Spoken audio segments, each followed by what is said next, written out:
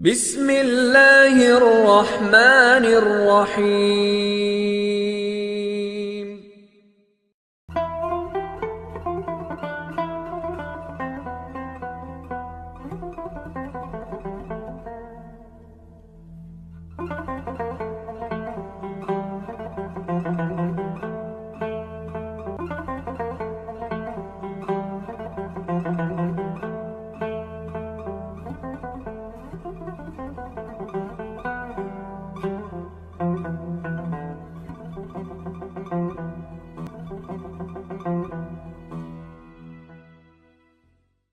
اعوذ باللہ من الشیطان الرجیم، بسم اللہ الرحمن الرحیم، الحمد للہ رب العالمین، وصلی اللہ علی محمد وآلہ الطیبین الطاہرین، اللہم صلی علی محمد وآل محمد وعجل فرجہم، ولا سیما بقیت اللہ فی الارضین، واللعنۃ الدائمۃ علی اعدائہم اجمعین۔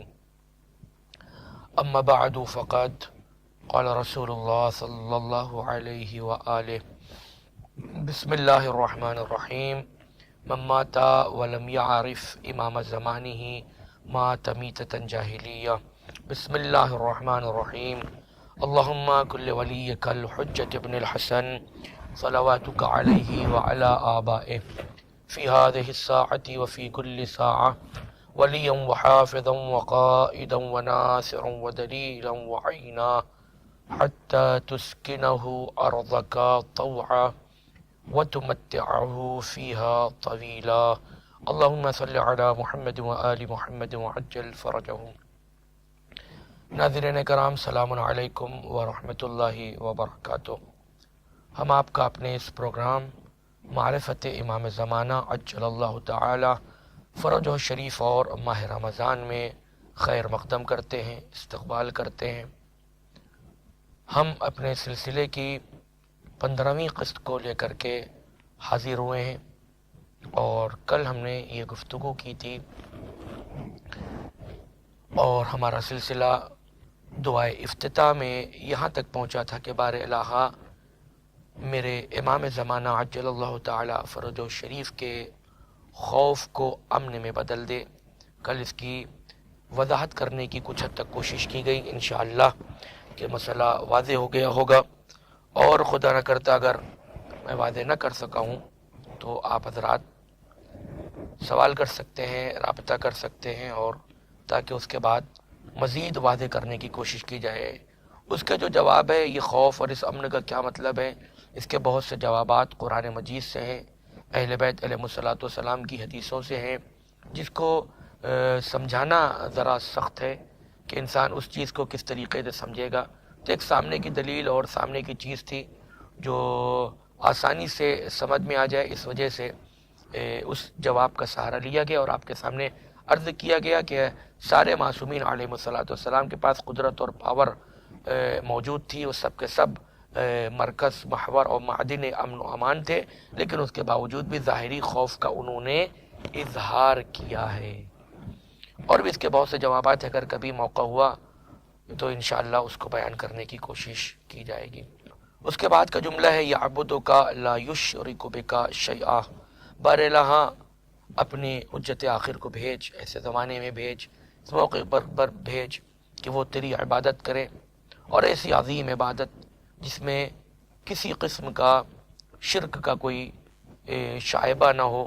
بہرحال یہ بھی ایک مسئلہ ہے جہاں پر سوالات کھڑے ہو سکتے ہیں، لیکن انسان کو یاد رکھنا چاہیے کہ پروردگار عالم نے اہل بیت اطہار علیہ الصلوۃ والسلام کو توحید کا رکن بنایا ہے۔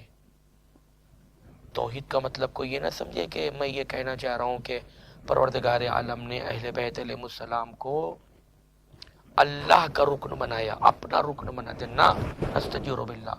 توحید الگ چیز ہے اور وجود خدا ایک الگ چیز ہے۔ توحید یعنی یہ کہ مثلا اللہ ایک ہے، بلکہ یہ کہا جائے توحید یعنی اللہ اکیلا ہے، اس کے سوا کوئی دوسرا خدا نہیں ہے۔ اور اگر ہم یہ کہہ دیں کہ اللہ ایک ہے یعنی دو نہیں، تو اس میں بھی درست توحید کے نظریہ توحید کے حساب سے بات غلط ہو جائے گی۔ انشاءاللہ اگر کبھی توحید کے اوپر گفتگو ہوگی تو وہاں پر اس کی مزید بیان کرنے کی اس کو کوشش کی جائے گی کہ توحید کا مطلب یہ نہیں ہے کہ اللہ ایک ہے دو نہیں ہے، نہ، توحید کا مطلب ہے نہیں اللہ ایک ہے اکیلا ہے، یعنی ایسا ایک ہے کہ کوئی اس کا دوسرا نہیں ہے، نہیں کہ دو خدا نہیں۔ کیوں؟ اس لیے کہ جب ہم یہ کہیں گے کہ اللہ ایک ہے دو نہیں ہے تو یہ ایک چلا جائے گا اعداد میں، گنتی میں، 1 2 3 4 5، اور توحید و پروردگار عالم کا سلسلہ اعداد سے باہر ہے۔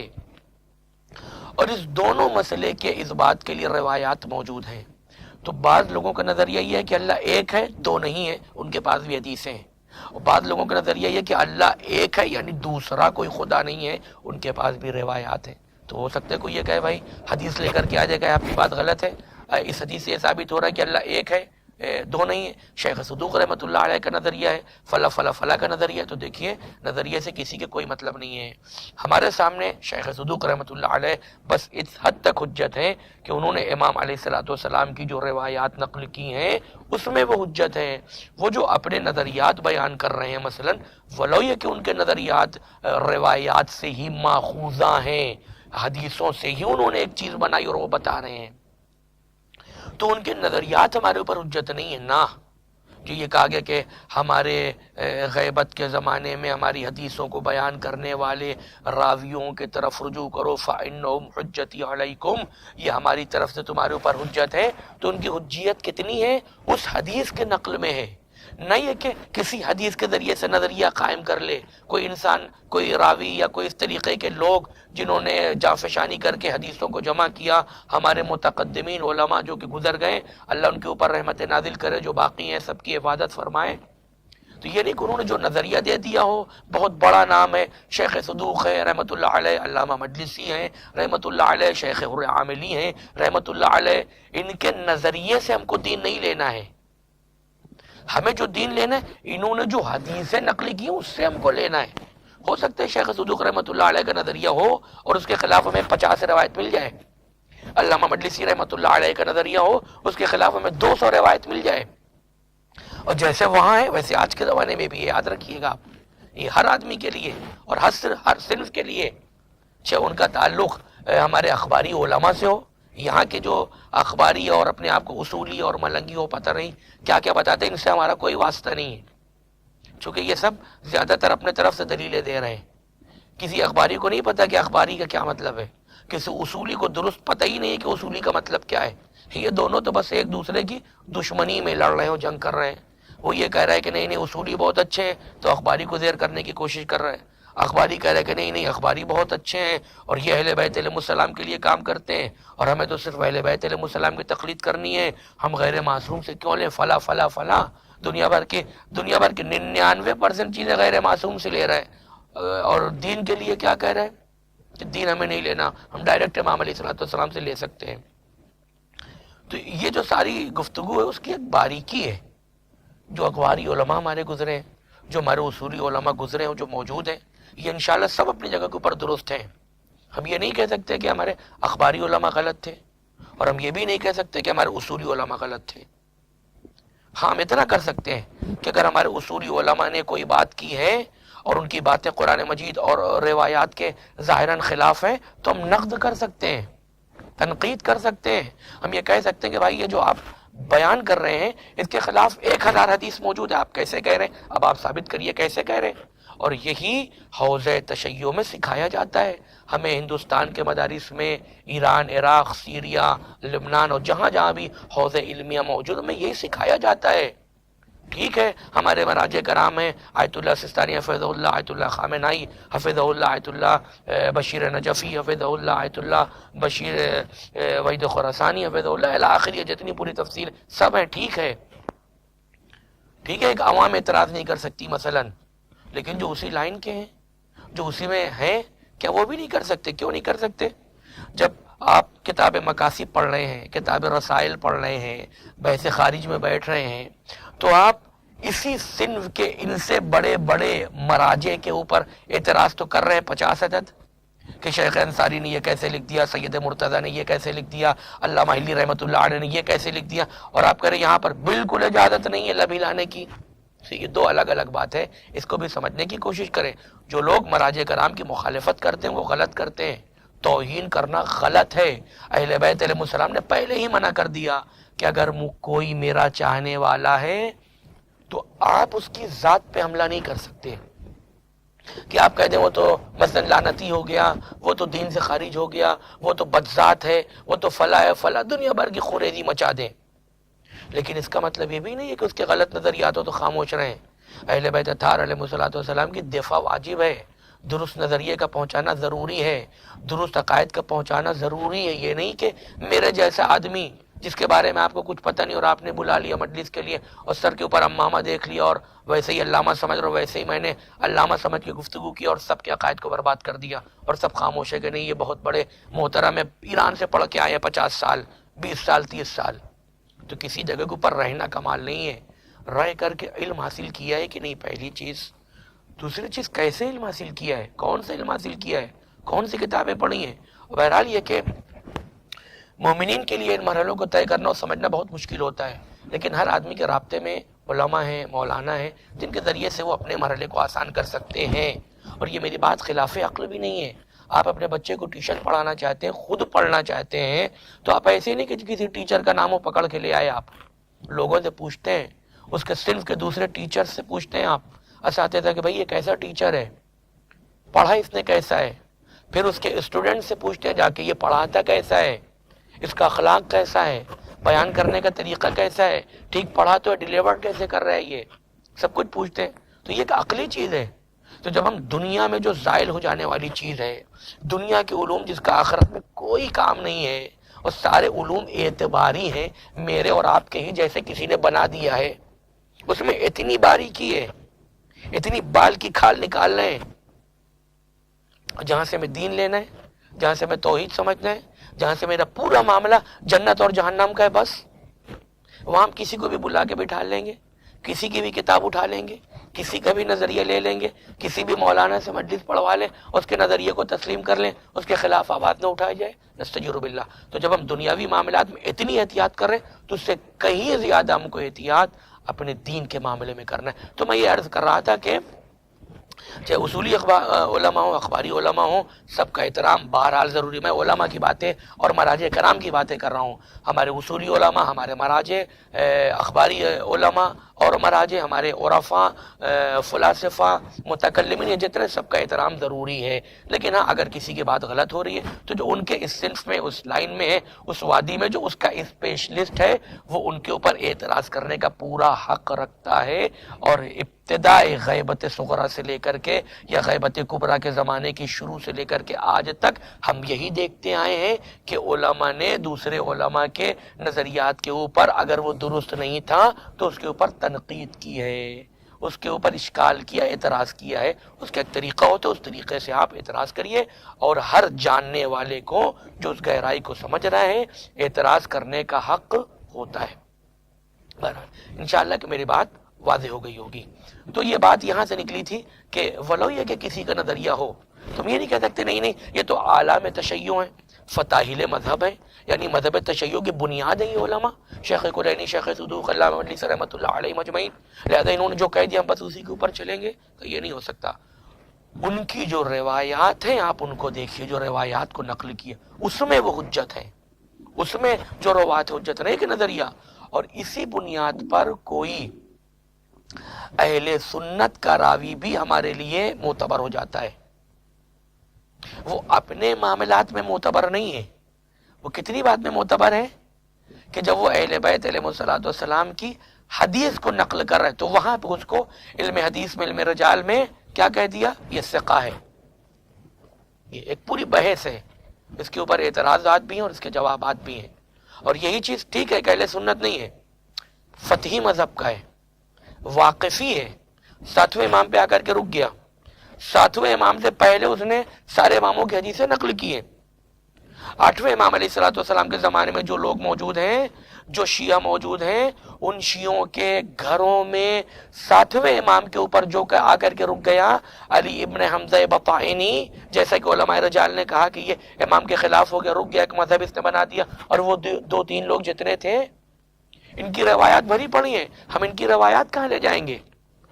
چوتھے امام کو نہیں مانا، 3 امام تک حدیث نقل کرتا چلا آیا، 9ویں امام پہ رک گیا، 11ویں امام پہ رک گیا۔ ایسے ہر زمانے میں کچھ لوگ آئے اور انہوں نے حدیثیں نقل کی ہیں اہل بیت علیہ السلام کی۔ اب ہم کیا کریں؟ چونکہ 7ویں امام پر رک جانے کا مطلب ہے 8ویں امام کے انکار کا کہ یہ آدمی کافر ہے۔ اب 11ویں امام پر رک جانے کا مطلب ہے 12ویں امام علیہ الصلوۃ والسلام کی حجیت اور ان کی حجت اور ان کی ولایت اور امامت کا اعتراف، اقرار نہ کرنا، انکار کرنا۔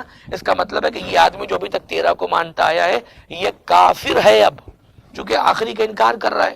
لیکن جو اس نے حدیثیں نقل کی ہیں 13 معصومین علیہ السلام سے، اب ہم اس کا کیا کریں گے؟ کیا حدیثوں کو بھی نکال کے پھینک دیں؟ کہ یہ کیسے معتبر ہوگا؟ تو یہی سوال اہل بیت علیہ السلام سے کیا۔ انشاءاللہ اس کے لیے بعد میں خود حدیث کو آپ کے سامنے پیش کریں گے۔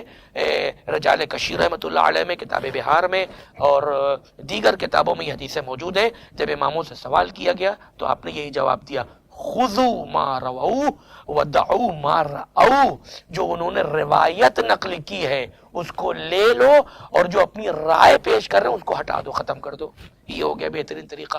بہرحال یہ ایک بحث ہے علم رجال اور علم حدیث کی، اور حدیث کے جو پیرامیٹرز ہیں ان کے اوپر یہ گفتگو تھی۔ تو یہ مسئلہ یہاں سے نکلا کہ ہو سکتا ہے کوئی انسان یہ کہے کہ اللہ ایک کا مطلب یہ ہے کہ اللہ ایک ہے، دو نہیں، اس کے لیے بھی حدیث ہے۔ اللہ ایک ہے، کوئی دوسرا خدا نہیں، اس کے لیے بھی حدیث ہے۔ تو ایک بہت ہی آسان سا جواب یہ ہے، جیسا کہ ہمارے بعض علماء مراجع نے فرمایا ہے کہ وہ ساری روایت، ہم یہ نہیں کہہ سکتے کہ وہ ساری روایت گڑی ہیں، اسرائیلیات لے کر کے آ گئے، ابو ہریرہ سے آ گئی، کعب احبار سے آ گئی، نستجیر باللہ فلا فلا، نہ، وہ بھی روایات معتبر ہیں، یہ بھی روایات معتبر ہیں۔ اب ہم کیا کریں گے؟ ہاں، بہترین طریقہ ہے وہ روایت جو یہ کہتی ہیں کہ اللہ ایک ہے، دو نہیں ہے، وہ بھی معتبر ہے۔ جو یہ کہتی ہیں اللہ ایک ہے دوسرا نہیں، وہ بھی معتبر ہے۔ فرق کیا ہے؟ معتبر دونوں ہیں، فرق اتنا ہے جو یہ کہہ رہی کہ ایک ہے دو نہیں وہ متشابہ روایات ہیں، جو یہ کہہ رہی ایک ہے دوسرا نہیں وہ محکم روایات ہے۔ کیا کوئی یہ کر سکتا ہے؟ کوئی قرآن مجید کی وہ آیتیں جو منسوخ ہو گئیں اس کے اوپر مثلا بنا وضو کے ہاتھ رکھ دے، قرآن مجید سے نکال دے بھئی یہ منسوخ ہو گئی تو قرآن مجید میں رکھنے کی ضرورت کیا ہے؟ یا جو متشابہ آیات ہیں ہٹا دے قرآن سے، بھئی یہ متشابہ آیت ہیں، لوگوں کا ایمان خراب ہو رہا ہے، نکالو اس کو کتاب سے۔ کسی کے دم ہے عالم انسانیت میں، عالم اسلام میں کوئی یہ کہ قرآن سے آیت کو نکالو؟ تو کوئی یہ کیسے کہہ سکتا ہے کہ ضعیف حدیثوں کو کتابوں سے نکال کے بھگاؤ، ہٹاؤ، ختم کرو، لوگوں کا عقیدہ خراب ہو رہا ہے؟ کیوں؟ یہ کیوں نہیں ہو سکتا؟ سب سے بڑی وجہ یہی ہے کہ حدیثوں کے جو پیرامیٹرز ہیں وہ بھی مختلف ہیں۔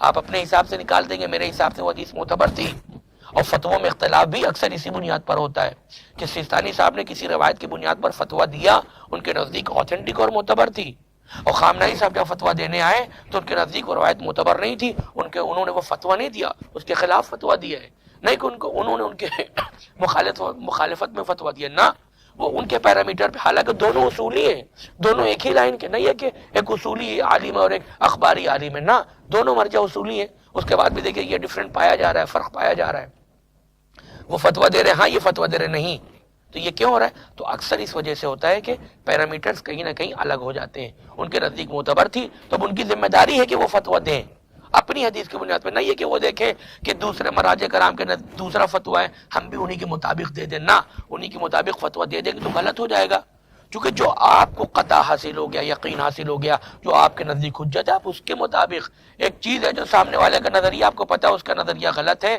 اس کا پیرامیٹر غلط ہے، اور اس کے بعد بھی آپ فتویٰ اسی کے حساب سے دے دیں، نظریہ اسی کے حساب سے دے دیں، تو یہ ساری چیزیں نہیں چلتی۔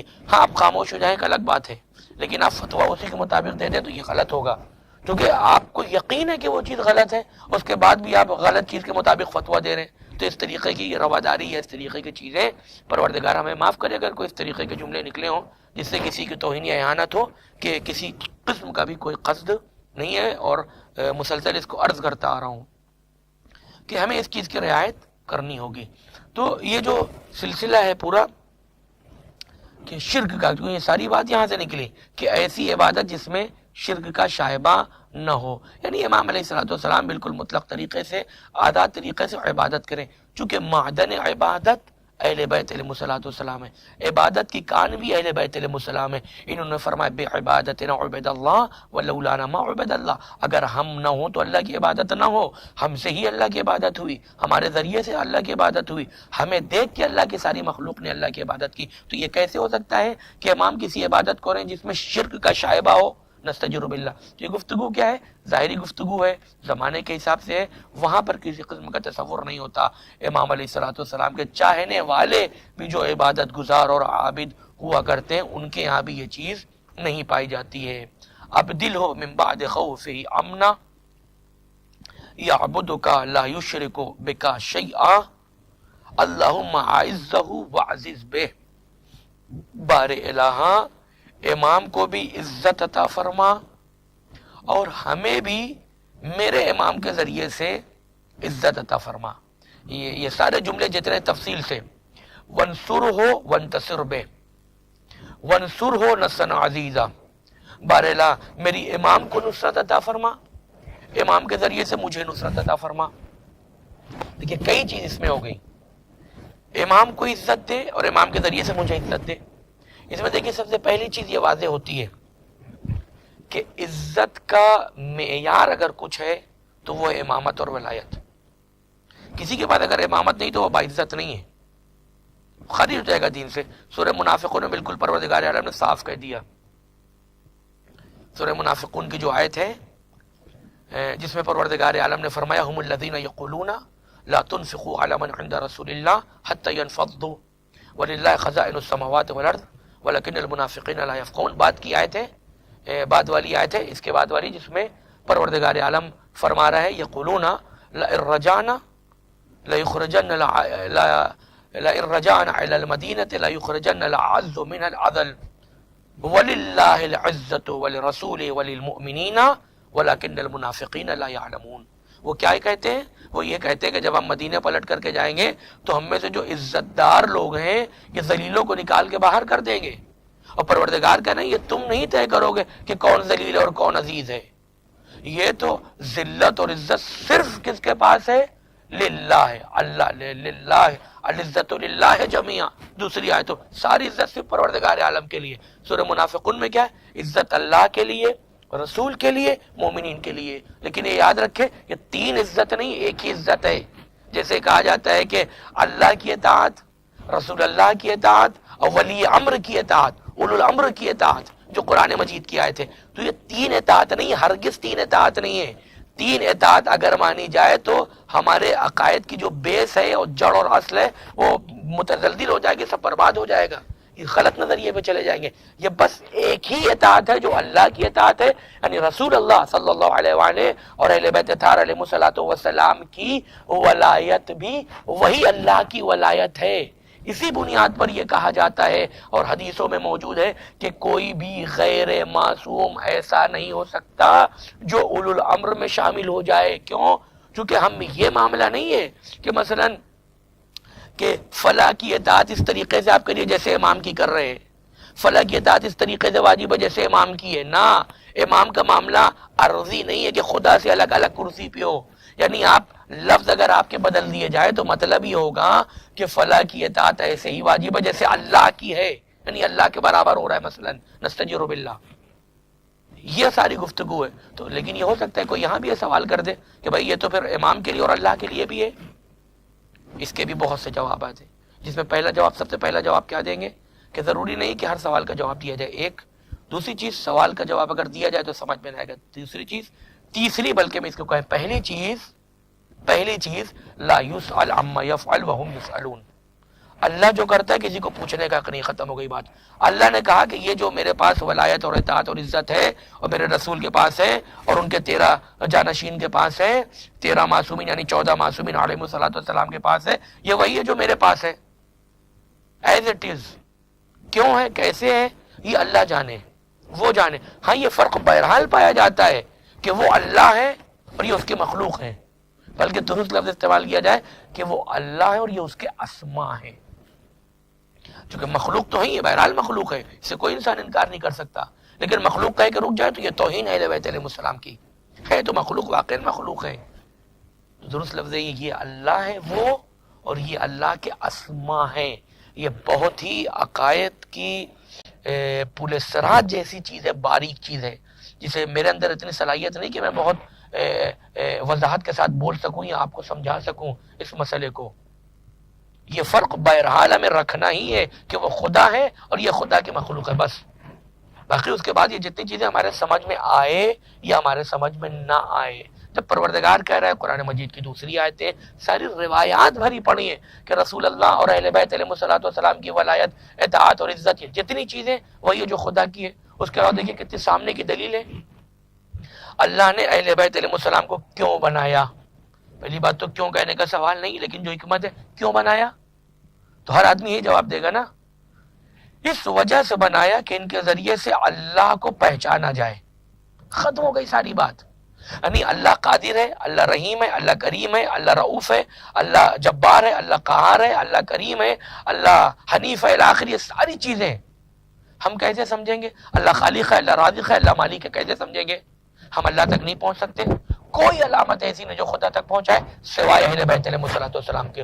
یعنی اہل بیت علیہ السلام کی قدرت کو دیکھ کے اللہ کی قدرت سمجھیں گے، اہل بیت علیہ السلام کے رحم کو دیکھ کر کے اللہ کی رحمت کو سمجھیں گے، اہل بیت علیہ السلام کی ساری صفات کو دیکھ کر کے پروردگار کی صفت کو سمجھیں گے. اور بہرحال یہ چیز اپنی جگہ کے اوپر مسلم ہے کہ وہ خدا ہے، یہ خدا کے اسماء ہیں، وہ خدا ہے اور یہ وہ ہیں جن کو اللہ نے بنایا ہے. اب بنایا ہے، کیسے بنایا، کس طریقے سے کیا ہے، یہ ایک بہت لمبی چوڑی اور بہت دقیق گفتگو ہے جو افسوس کے ساتھ یہ کہنا پڑ رہا ہے کہ کتابوں میں دفن ہے، جس کے لیے اہل بیت علیہ السلام رو رو کر کے گئے اپنی زندگی میں کہ ہمیں کوئی ایسا مل نہیں رہا ہے جس کو ہم اپنا علم دے کر کے جائیں، انڈیل کر کے جائیں. ایسے کچھ ہی معدودہ لوگ انگلی پہ گنے ہوئے ہوا کرتے تھے، جناب سلمان، جناب ابو ذر، جناب جابر جعفی، جناب بغداد، جناب میثم رضوان اللہ تعالی علیہم اجمعین. اور کچھ ایسے لوگ بھی ہیں جن کا ہم نام اس وقت یہاں پر لینے سے پرہیز کر رہے ہیں. لیکن کیوں لے رہے ہیں، پرہیز کر رہے ہیں؟ چونکہ وہ اہل بیت علیہ السلام کے نزدیک تو معتبر تھے، لیکن ہم نے جو کتابیں دیکھی ہیں بعض رجال کے نام پہ اور فلا فلا نام کے اوپر اور فلا فلا لوگوں کی، انہوں نے اپنے حساب سے یا اپنی دلیل کی مجبوریوں کی وجہ سے ان کو ضعیف لکھا، ان کو غالی لکھ دیا، ان کو مخلط لکھ دیا، ان کو جھوٹا لکھ دیا، ان کو اہل بیت علیہ السلام کی جانب سے حدیثوں کو گڑھنے والا لکھ دیا. تو اس کے لیے پہلے ہم آپ کے سامنے پوری تمہید بیان کریں گے، پورا بیک گراؤنڈ پیش کریں گے، پھر ان لوگوں کا نام پیش کریں گے تاکہ دلیل رہے، پوری بات رہے، واضح رہے کہ کسی کے دماغ میں سوال کی کوئی گنجائش باقی نہ رہ جائے. تو یہ بات یہاں سے نکلی تھی کہ عزت کس کے لیے؟ صرف پروردگار عالم کے لیے. پروردگار رسول مومنین، مومنین یعنی کون؟ یعنی میرے جیسا آدمی نہ. مومنین سے مراد اہل بیت علیہ السلام ہے فقط، یعنی اللہ، رسول اور اہل بیت علیہ السلام.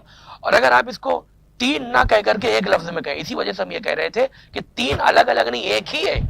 کہیں پروردگار عالم نے الگ الگ کر دیا اور کہیں ان تینوں کو ایک جگہ وَلِلَّهِ الْعِزَّةُ لِلَّهِ جَمِيعًا، صرف اللہ کے لیے. جب اللہ کے لیے تو یہ دو کہاں سے آ گئے؟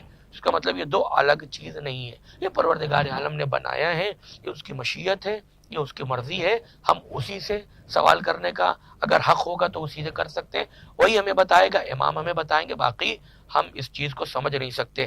ہاں ہمیں اتنا مان کر کے چلنا ایک چیز بالکل موٹی موٹی کہ چاہے جتنے فضائل بھی اہل بیت علیہ السلام کے دیکھ لیں، کسی بھی فضیلت سے یہ ثابت نہیں ہوگا کہ اہل بیت علیہ السلام اللہ ہیں، اہل بیت علیہ السلام اللہ کی ذات میں ہیں، اہل بیت علیہ السلام اللہ کے شریک ہیں، اہل بیت علیہ السلام اللہ کا جز ہیں. نستجیر باللہ، یہ ساری باتیں کفریات ہیں، یہ شرک ہے، یہ غلط ہے، اس کی کسی بھی قسم کی اجازت نہیں ہے. لیکن یہ یاد رکھیں کہ ان چیزوں کے بہانے سے یا ان چیزوں کے سبب سے ہم اہل بیت علیہ السلام کے فضائل کا انکار نہ کر بیٹھیں. کیوں؟ اس لیے کہ اہل بیت علیہ السلام کے فضائل ہماری عقلوں سے سمجھ میں نہیں آئیں گے. اس کے لیے ہمیں اللہ سے دعا کرنی پڑے گی. فقط یہ کافی نہیں کہ آپ کتاب پڑھیں، نحو صرف سیکھ لیں، ادبیات، گرامر، منطق، فلسفہ اور دنیا کے علوم کو سیکھیں، مدرسوں میں چلے جائیں، استاد کے بعد زانو ادب کو طے کر لیں. فقط یہ کافی نہیں ہے، یہ ان قرینوں میں سے فقط ایک قرینہ ہے. اصل کیا ہے؟ پروردگار عالم سے دعا، اہل بیت علیہ السلام کا توسل، حرم پہ جائیں، زری پہ جائیں، کربلا جائیں، پروردگار توفیق دے، جو نہیں گئے نہ ان کو توفیق دے، جو جا چکے انہیں بھی توفیق دے، جنہوں نے زیارت کر لیا پروردگار ان کی زیارتوں کو قبول کرے۔ جانے کے بعد سب سے اہم دعا زری کے اوپر کربلا میں عتبات عالیات میں کیا ہونی چاہیے کہ بار الہ مجھے میرے امام کی معرفت عطا فرما۔ سب سے عظیم دعا ہے، بار الہ مجھے میرے امام کی معیت عطا فرما، جو قرآن کہہ رہا ہے کہ تقوی والوں، ایمان والوں تقوی اختیار کرو، کونوا مع الصادقین، سچوں کے ساتھ ہو جاؤ۔ یہ سب سے بڑی دعا۔ پیسہ کوڑی اولاد دنیا دولت شہرت تو ملے گی ہی ملے گی، کیوں؟ یہ دنیا کا سسٹم ہے یہ، اور آپ اسی سسٹم میں رہ رہے ہیں، آج نہیں کل آپ کو ملے گی، اور اگر آپ کو نہیں مل رہی تو قیامت کون سی آ جائے گی؟ جن کو مل گئی انہوں نے کون سا مار کسر کر لیا کہ آپ کو نہیں دے رہا ہے تو آپ کے ساتھ قیامت ہو رہی ہے۔ ہاں لیکن ایک چیز ہے، اگر وہ کسی کے پاس نہیں تو برباد ہے۔ دنیا میں چاہے جتنا بڑا علم عالم ہو، علامہ ہو، علم والا ہو، پیسے والا ہو، رئیس ہو، دنیا دار ہو، کرسی کے اوپر بیٹھو، پی او میں ڈی ایم ہو، کچھ بھی ہو، وہ کیا ہے؟ اہل بیت اطہار علیہ السلام۔ وہ اگر کسی کے پاس نہیں ہے تو اگر وہ خاندان اہل بیت علیہ السلام سے بھی ہو، یعنی امام نہیں، اگر 14 معصومین علیہ السلام کے علاوہ نبی کا بیٹا بھی ہو تو اس کی کوئی گارنٹی نہیں ہے پھر۔ تو سب سے عظیم چیز اہل بیت علیہ السلام کی معرفت اور معیت ہے۔ تو اسی کو عرض کر رہے تھے کہ یہ اہل بیت اطہار علیہ السلام کی معرفت میرے اختیار میں نہیں ہے، اللہ کے اختیار میں ہے، کسبی چیز نہیں ہے کہ آپ کتاب سے پڑھ کے اہل بیت علیہ السلام کو سمجھنے کی کوشش کریں، اور پروردگار عالم کے اختیار میں۔ تو ہم پروردگار عالم سے دعا کریں گے کہ پروردگار عالم ہمیں ان ذوات مقدسہ کی معرفت عطا فرمائے اور ان کی ساری چیزوں کو ہمیں سمجھائے۔ تو اب اگر روایت ہمارے سمجھ میں نہیں آ رہی ہے اور ہم نے قانون بنا لیا، غلو کی 4 دیواری بنا لی، اس کے بعد ہر راوی کو غالی کہنے لگے، ہر روایت کو غلو کہنے لگے، اور اس پہ مشتمل کتابوں کو، مؤلفین اور ان کی تالیفات کو مذہب تشیع سے ہٹانے لگے، یہ کسی کو حق نہیں ہے۔ ٹھیک ہے آپ نے ایک پیرامیٹر بنایا ہے، دوسرے کی اگر بات درست ہے تو اس کی بات کو بھی ماننا چاہیے۔ مذہب تشیع کو کسی بھی انسان کو حق نہیں ہے کہ یہ کہ میرا نظریہ یہ ہے آپ اس کے خلاف میں چلے جائیے، دین سے باہر نہ۔ یہ فقط 14 معصومین علیہ السلام کو حق ہے کہ وہی بتائیں گے بس کہ کون دین میں ہے اور کون دین سے خارج ہے۔ باقی ہم اور آپ لوگوں کو نکالتے رہیں، لوگوں کو داخل کرتے رہیں، اس کا کوئی بھی معیار نہیں ہے، اس کی کوئی سند نہیں ہے، اس کا کوئی بھی اعتبار نہیں ہے۔ فقط اور فقط اہل بیت علیہ السلام تو عرض یہی کر رہے تھے کہ اگر اہل بیت علیہ السلام کی حدیثیں سمجھ میں نہ آئیں تو یہ جو ہم نے کفر اور شرک اور غلو اور الحاد اور اہل بیت علیہ السلام کو بڑھا دینا، یہ جتنی بھی چیزیں ہم نے قانون بنا لی الگ الگ، اس کی بنیاد پر نہ اہل بیت علیہ السلام کی حدیثوں کا انکار کرنے لگے، ان کو غلو کرنے، نہ ان کی حدیثوں، عظیم اسرار اور حدیثوں کے نقل کرنے والوں کو غالی کہنے لگے۔ ہاں آپ کے سمجھ میں نہیں آ رہا ہے، آپ کے پیرامیٹرز کے اوپر ہے، آپ کے پیرامیٹرز پہ اتر نہیں ہے، غلط لگ رہی ہے آپ کو، مثلا سمجھ میں نہیں، آپ ایک چیز کر سکتے ہیں کہ آپ خاموش ہو جائیں، بس خاموش ہو۔ کیا یہ کہیں کہ میں نے اس حدیث کو اہل بیت علیہ السلام کی طرف پلٹا دی، وہ بہتر جانے، نہیں کہ آپ اٹھے اور آپ نے کتاب لکھنا شروع کر دے کہ یہ ضعیف ہو ضعیف ہے ضعیف، یہ ہم نے بنا دیا شیعوں تمہارے لیے، ہم ایک کتاب بنا کے جائیں۔ غلط ہے، یہ بڑے سے بڑے علماء نے نہیں کیا ایسا، ہمارے مراجع کرام نے ایسا نہیں کیا، اور اس زمانے میں ابھی اس 50 اور 100 سال کے اندر جن لوگوں نے اس طریقے سے لکھا بھی کہ پوری بحار الانوار کی 110 جلد کو 2 جلد میں اٹھا کے لکھ دیا، نستجیر باللہ۔ اور یہ ایسی بات ہے، بہرحال میری کوئی صلاحیت نہیں ہے، یہ ایسی بات نہیں کہ میں یہاں پر صرف آپ کے سامنے بس کہہ کے گزر جا رہا ہوں، میں پوری ذمہ داری کے ساتھ کہہ رہا ہوں، جس کو بات کرنا ہو، جس کو بحث کرنا ہو، جس کو ڈیبیٹ کرنا ہو، نستجیر باللہ، یہ سارے الفاظ استعمال نہیں کرنے چاہیے کہ ہم ایک ڈیبیٹ کریں اور ہم چیلنج کریں، نستجیر باللہ، ہم اپنے آپ کو طالب علم بھی نہیں کہہ سکتے، لیکن جو بات کہہ رہے ہیں یہ میری جانب سے نہیں ہے، یہ انہی علماء نے، انہی مراجع نے بیان کی ہے، قرآن مجید کی آیت اور روایت ہے، ہم خود مطمئن ہیں اس سے، لہٰذا آپ کے سامنے بیان کر رہے ہیں کہ 110 جلد اٹھا کے 2 جلد میں اٹھا کے رکھ دیا اور نام رکھ دیا مشرعۃ بحار الانوار، بالکل نہ درست ہے اور یہ غلط اقدام ہے۔ بہرحال بات بہت آگے نکل جائے گی اور پتہ چلے کتاب کافی اور کتاب کافی کو لا کے سمیٹ دیا کہ صحیح اتنی روایت ہے بس، تو یہ کسی کو حق نہیں ہے، یہ کسی کے لیے جائز نہیں ہے، کسی نے نہیں کیا ہے، آج بھی اگر لوگ کر رہے ہیں تو معتبر علماء اور ہمارے مراجع کرام ان کی مخالفت کر رہے ہیں، ان کو ڈانٹ رہے ہیں، ان کی توبیخ کر رہے ہیں کہ آپ کو یہ کرنے کا حق نہیں، چونکہ ہمارے بس میں نہیں ہے۔ تو بس ہم اتنا کر سکتے ہیں کہ ہم ان کے اوپر چپ ہو جائیں، اس کے مطابق نظریہ نہ بنائیں، اس کے علم کو اہل بیت علیہ السلام کی طرف پلٹا دیں۔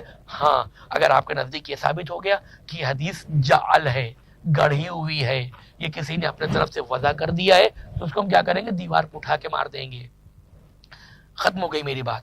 ہر ضعیف حدیث کو دیوار پہ ماریں گے تو مجرم ہیں، لیکن وہ ضعیف حدیث جو جعل، وضع اور گڑھنے کی وجہ سے ضعیف ہو گئی، اس کو اٹھا کے دیوار پہ مار دیں گے۔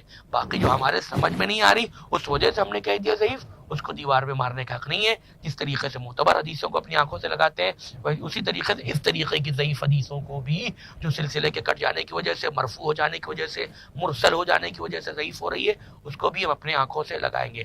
تو یہاں سے میری بات ختم ہوتی ہے اور دعا کا جملہ یہاں تک پہنچا کہ بار الہ امام علیہ الصلوۃ والسلام کو بھی عزت عطا فرما اور امام کے ذریعے سے مجھے عزت عطا فرما۔ آئندہ کی قسط میں مزید گفتگو ہوگی۔ ہمارا وقت ختم ہوتا ہے۔ والسلام علیکم ورحمۃ اللہ وبرکاتہ۔